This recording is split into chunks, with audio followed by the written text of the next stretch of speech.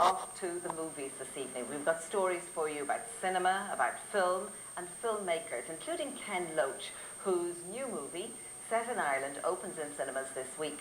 And we're going to begin with the story of cinema. Now, we're well used to the multiplex situation in towns and cities around Ireland, where you've got loads of screens, loads of options, and of course the fizzy drinks and the popcorn as well. But there is the odd old one-screen cinema left, where they use the 35mm film reels, and these cinemas do face an uncertain future.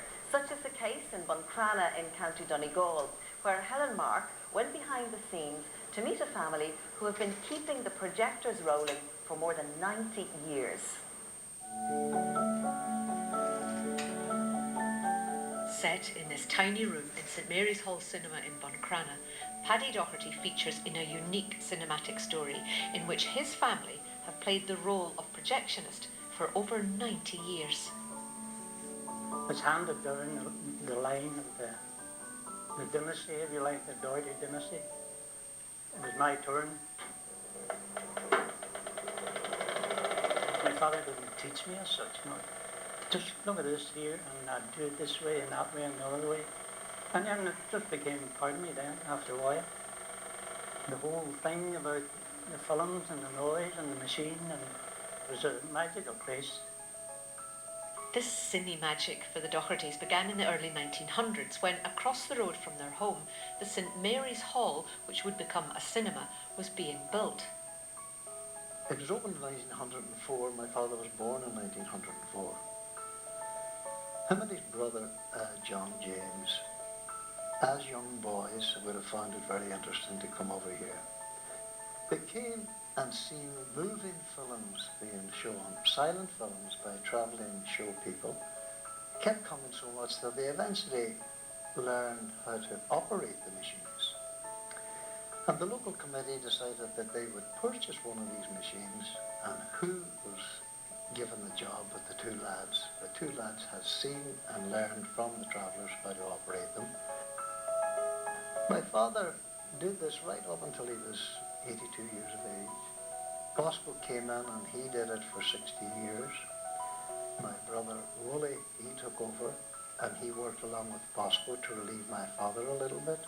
John James had taken up a different profession at this time, and his son Donna started to come in and give relief and do it. And then my brother Paddy. And that takes us from 1920 to the present day, which is over 90 years.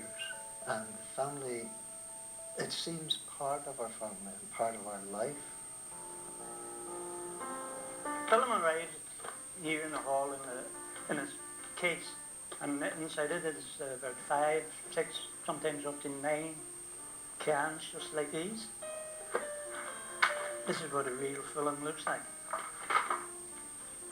There's a couple of miles of film in that, so what I have to do is to put the film onto this larger reel and splice them all together, making sure that each part is in the proper sequence.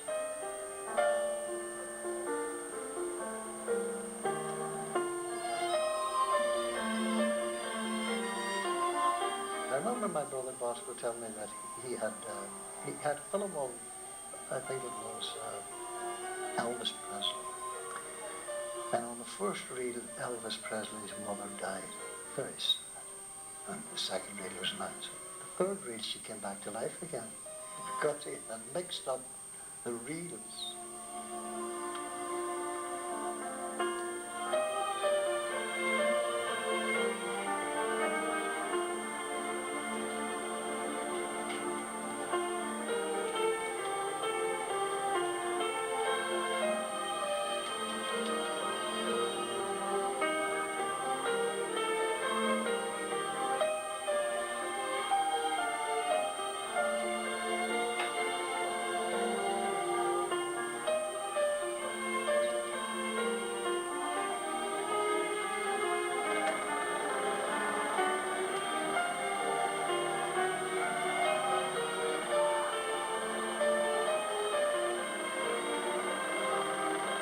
Who doesn't love that moment just as the film's about to start?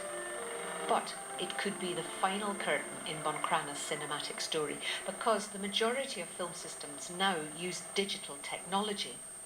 Danny Henderson has been the manager here for 26 years. The film's coming in to Ireland at the moment. There's 400 copies of a film coming into Ireland. 397 are digital. Only 3 are 35mm reel.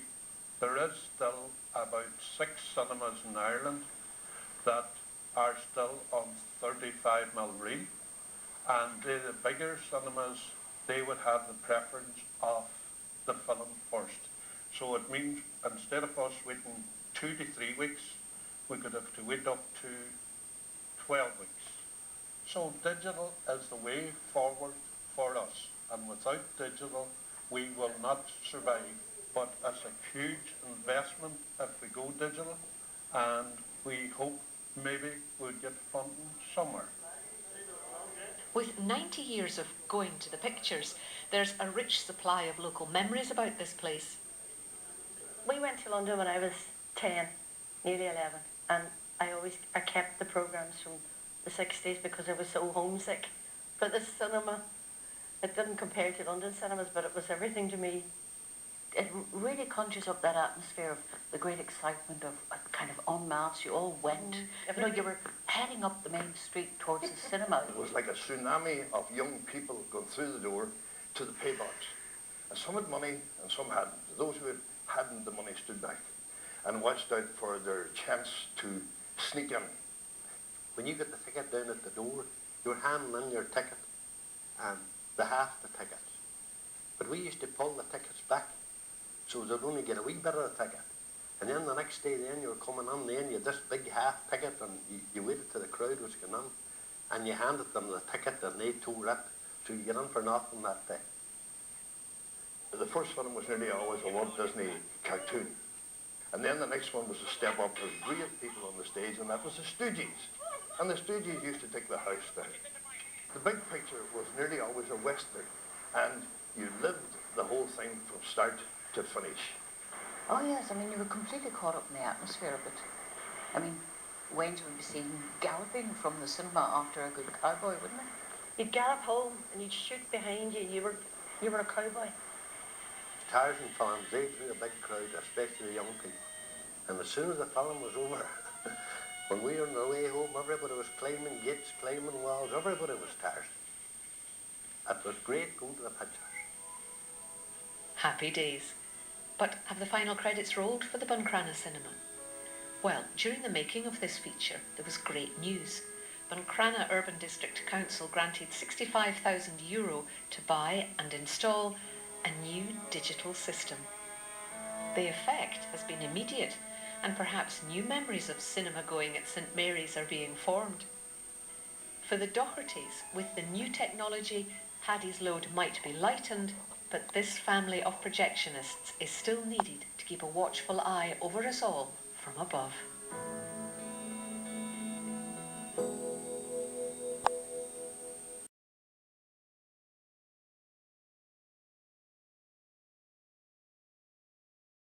Terrific initiative from Buncrana in County Donegal next. It's called the Free Wee Libraries Project, and that's literally what it is. Small free libraries dotted in beautiful and peaceful locations which encourage young and old to pick up a book and read. This community book sharing project has been a great success since it was launched last summer. A beautiful summer's day in July last year, and a party is in full swing in Swan Park, Buncrana.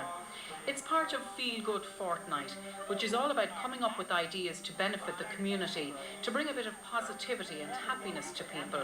And the initiative being celebrated here is simple but brilliant: the Free Wee Libraries project.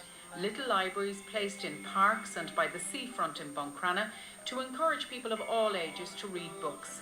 A community book sharing scheme which works on an honesty policy. If you take a book, you leave one back. And it's an idea Buncrana's own renowned playwright and poet Frank McGuinness thought was bound to be a winner. I think it's going to be immensely encouraging to get young people to read, and that's, I'm in the business of writing, So I'm very in favour of anything that gets people to read. And this is wonderful. It's a beautiful little thing as well. They're really cute, aren't they? Yeah. I mean, they're very inviting to use, so that's all for the best. And Frank McGuinness was right. Since the 5 little libraries have gone up, the people of Buncrana have really taken to them. Well, I was out for a walk, but I had some books. I was decluttering, so I decided to put some books in the freeway library, and I was putting in some children's books because I noticed the other day there wasn't that many. Children tend to, maybe they're taking them quicker than the adults. And would you use it much in your family? Well, we would, because we'd walk along here. So I think I think the kids really enjoy just the whole authenticity of it, and I mean, they're aesthetically pleasing, and it's the whole fun thing of finding that random book. So it's surprising what you do have actually in the bookshelves, and it's a good way, because I'm a bit of a hoarder because I love my books, so I'm sort of letting them go gently, you know. People are out walking more because the locations of the libraries go along a coastal route, which takes in about 5 kilometres, and so people are using their cars less and more family time, and parents reading to their children, children reading to their parents. The feedback from the community has been fantastic, and visitors to the area as well are using it, and children are getting great benefit from it, especially in terms of literacy and up in the reading rates and that. Because it's actually expanded now to one of the schools here. Yeah, one of the schools, second level school there, Crana College, have recently installed a little library on their grounds. So they're using that specifically just for their students, although it works in the same kind of practice as these ones here. We had seen them in the community and thought they were a great idea, and we wanted to create a space for our pupils where they could read for leisure. We really want to encourage them to read for leisure, and it came about as that, really, and it's encouraging reading, and it's also encouraging recycling, because the students can bring in books that they've read, that they have enjoyed, and another student can take it. And it's not just for reading here in school, they can take the books home, and then they can return them anytime they like. It's a great idea. I've used the public ones down in Swans Park and down by the shorefront. But it's great to have one just here in the school, easy to use whenever we want. And do you think you'll get much opportunity in school to do that? Well, at break times we've got around 15 minutes of break, and then at lunch we get 45 minutes, so that's a good opportunity. We get to read a book. It's hoped to double the number of wee libraries in Buncrana this year if funding can be found. Volunteers, youth reach and some local sponsorship have made them a reality so far. And they're giving enjoyment not just to local people but to visitors to the area as well. Sorry? They're free, you see, you just take them. My cousins are from Mayo. They came up here for holidays earlier in the year. They had 3 weeks of beautiful weather. And the first time they came out here, they discovered the little library here, and they got a book each that day anyway, and a couple of days later, he was out returning, he had finished the book, returned it, and he got so excited. He discovered this book of poetry that he had been looking for about 4 years. And he asked me, he said, do you think would it be all right if I took this to Mayo? I'll bring it back eventually. Oh, I says, there's no, as long as you put a book back, whatever the book is, you can do that exactly. When you finish it, then you can come back, So the excuse for them to come back. But they used it all the time they were here. And they met so many other people, that were doing the same thing, that discovered it. It's brilliant. It's a great idea. I'm a reader. I'm an ex-English teacher, so I've got a lot of books, and a lot of them I don't need anymore. So it's a great way of recycling them, bringing them out. And it was lovely to hear that man talking about his poetry book. It's possibly one of mine from somewhere, But yes, it's a fantastic idea, and it's a tribute to the people who've actually set it up. And the beautiful thing is, they're never vandalized. They're just, and they're used constantly. I pick up books for my grandkids as well. Some of them will be coming, and one of them is I've just picked it up now, and it's called "Why Don't Penguins' Feet Freeze?" So it's that kind of a question thing that they want to ask you. It'll save me thinking up a bedtime story at night. A happy man and hopefully happy grandchildren, thanks to a lovely community initiative, one which could easily be copied by other towns and villages around the country. A really great project there, and one perhaps which other counties could take inspiration from and follow suit.